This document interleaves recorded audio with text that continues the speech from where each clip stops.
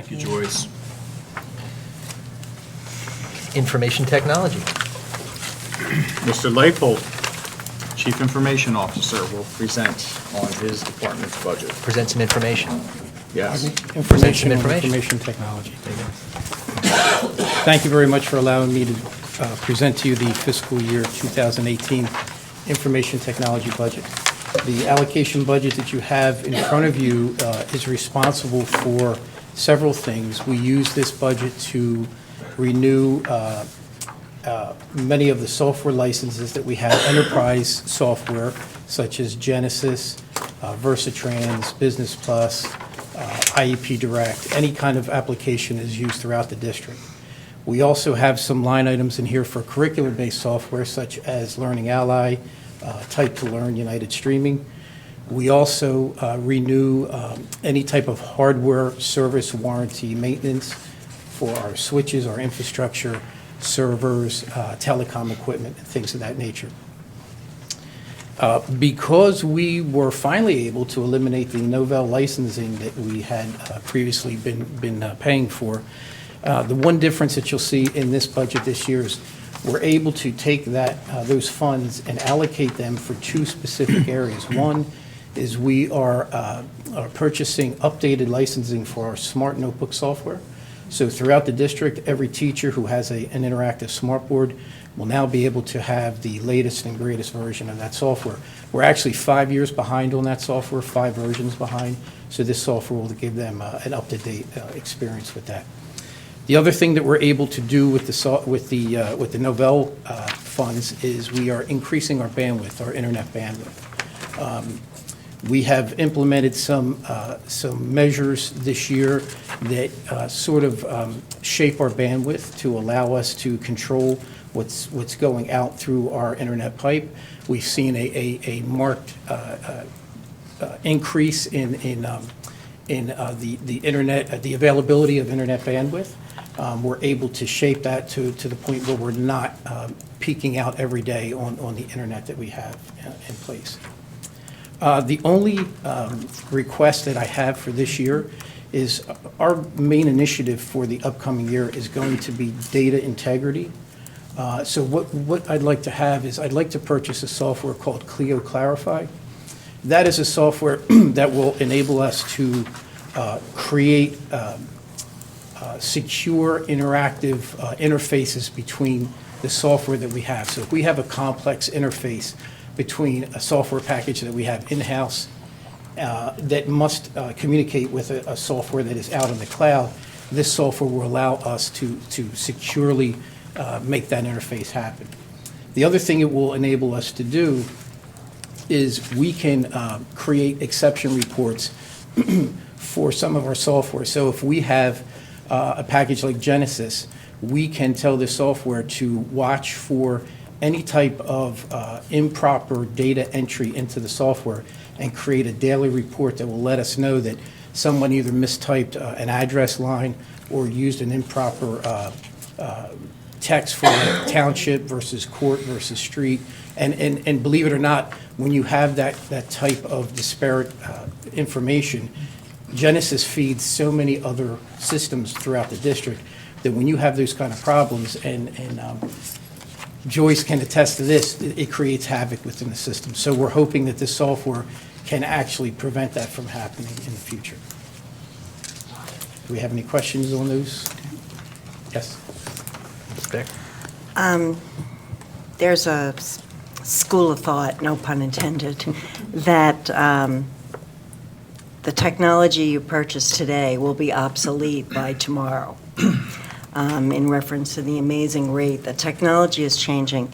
So we have hardware and software in the district, and you, particularly when it comes time to budget time, have to make decisions about new hardware and software to purchase, new infrastructure items, which leases to renew. So how do we, without worrying about constantly keeping up to date or state of the art, because no one can. Right. How do we make the decision over new purchases in hardware or software, knowing that the latest and greatest versions are fast and furious coming. And we just spoke about this the other night at the technology committee meeting. So you don't want to be so leading edge that you make a commitment to something that's going to fail. I'd like to sit back and watch what's happening to see what's really working in districts, in businesses, and things like that. I think what we are going to start doing is, as we look into new technology, we will bring in vendors to showcase what they have, the latest and greatest of what they have, and then determine whether or not that can fit into our curriculum. We want to give the students the best that's out there, but at the same time, we don't want to invest in something that may be, last only a year or so in the environment. As new technology comes forward, we kind of watch and see what it does first before we decide whether or not it'll fit into our environment. But to your point specifically, we're going to start calling people in and having them show us what they can offer us. And then we can see where, if it can fit into our curriculum. Thank you. One more, if that's okay. Just Thank you you, Ed. I think that when the community, residents, parents think about technology for a school district, they're thinking about the technology that the teachers use or that the kids use. But there's a whole aspect of technology that we need to invest in, the technology that runs the district in terms of the operations of it. If you could just talk for a minute on that, because again, I think we need to keep reminding people we are a business. Right. So, again, I presented a couple of nights ago a refresh program for not just the technology that's in the schools, but what's in the infrastructure. And it's really a 5-year refresh program, but it's extended out to 10 years, just to show the impact. And it's a dynamic document, because what is leading edge now or a year from now may not be 2 years from now or 3 years from now. So within that document are specific lines that will show what we are going, or what we hope to refresh holistically, not just 100 access points here this year and 300 next year here, because by the time you do that, after a 5-year cycle, you've got a situation where you have so many different models, whether it's access points or computers or switches or anything infrastructure, that it's a management nightmare. And I'll give you, for instance, we have an Avaya phone system, but we have software in this building, support ops in the high school, that is the latest and greatest. The other schools, the other buildings, has the original software that we have, and there's features of the new version that we cannot take advantage of, because although it'll work here, it won't work in the other buildings. And that's just because of the fact that these systems are so expensive to implement at one time that you have to plan for that. It's got to be something that you have, in 2 or 3 years, this is what we're doing. We're going to upgrade our phone system, but we're doing it throughout the entire district. We're going to upgrade our access points or our wireless system, but we're going to do it everywhere, not just in certain buildings. We've gotten to a wonderful point now in the district that we have technology everywhere. We have access points, we have wireless, we have all of this technology. Now it's time to start refreshing that. You sit down with the vendor, if you sit down with a vendor and say, I need 100 access points, you'll most definitely get you'll have a better positioning for negotiation if you're going to purchase 1,000 access points. Then we have the ability to say, is our current system even worth continuing with, or do we look at a whole new system? And that's how we're going to start approaching that. If we can implement this refresh program, we'll start bringing in vendors to say, we want to look at your wireless system, we want to look at your telephone system, and see if we want to keep what we have, or if we want to move on to something new. Thank you. And being very specific, we need to keep an investment in our software programs to help run the district, right? I'm thinking of software program for transportation, for payroll, for scheduling, for everything. So it's crucial for the whole operation side, right? And we need to remember that that's an investment that's very important. And what I like to do is I'd like to call vendors in to see what they have, to see what their program has, because there may be features of an application out there, and we may have no intention on moving in that direction, but it's good to see what other vendors, what other software vendors offer, because then we can go back to who we have and say, can your system do this? I know it can happen.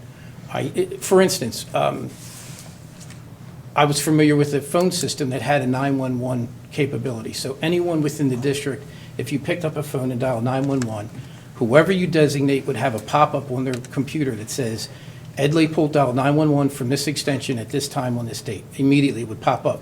Your phone would ring at the same time. So anyone throughout the district that you designate as getting this alarm would know who called 911. Our current system doesn't have that. So I reached out to the vendor and I said, I know this system does it. What can you do for us? So now they're going to write an API, a specific program that can do that for us. But again, it's the two separate phone systems make that difficult to happen. But when you bring in other people, even if you have no immediate need to move in any direction, at least it allows you to see what's out there and what your system has compared to those other systems. So we're constantly looking at ways that we can improve what we've got and should we move in a different direction. Thank you. Mrs. Shaw?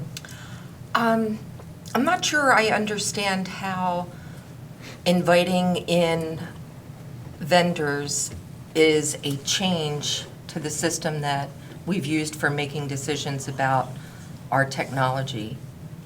I mean, you said that that was one of your goals going forward, is to start to get more vendors in so that you can see what's out there. Well, what was the previous method of decision-making if it wasn't utilizing the vendors? Was it just doing research on I'm sure, on your I can't own, or? speak to that. I'm sure there was due diligence and you know, what my point is, even if we have no desires, take for instance, our student information system. If we have no desire to move away from Genesis, I would still call in other vendors to say, show me what you have. Show me what your system can do. And if it can do something that Genesis can't do, I'm going to go back to Genesis. And I don't do this frequently. This is, you know, we may do this once a year with certain systems. But then I'll go back to Genesis. For instance, there's a student information system that has absolutely dynamic data analytics. It can give you immediate data on any data point, any field in the whole entire student information system, and it does it graphically. So you have pie charts, you have graphs, you have all kinds of information at the click of a button. Genesis does not do that. And I've reached out to them, they said, we do not partner with any other third party. You run a report, and that's how you get your information. So I need to go back and continually press Genesis to try to make that connection with another vendor to say, you know, our people want this. And sometimes if you don't ask for it, they'll never do it. But if they know that you're looking into something specific, especially if they know there's a competitor out there that has that functionality, they may work with you a little bit. Okay, thank you. Okay? Anyone And else? the last piece is, I'm sorry, Yeah, go ahead. is the lease purchase for next year. So what you'll see through that document is, these are the requests that come in from the principals. Mrs. Gulick and I have gone through that spreadsheet numerous times to make sure that we're getting the best purchase for our money. Our focus this year, we did a lot with infrastructure last year, and I thank you for allowing us to do that. This year, we're going to focus not all of that budget, but the majority of that budget on technology in the buildings for the students and the staff. So you'll see there is money allocated for infrastructure, but you'll see more of it for the technology for the I students. should also mention at the technology meeting the other day, and Mrs. Reese will touch on it too, but it's relevant here. Both Mrs. Gulick and you were telling us the investments and your plan for technology and curricular use, which is really, you know, really exciting and cool in the way we need to be going. Absolutely. So we look forward to more discussions about that, but Right. I'm sure Mrs. Reese will talk about it. But yeah. Okay.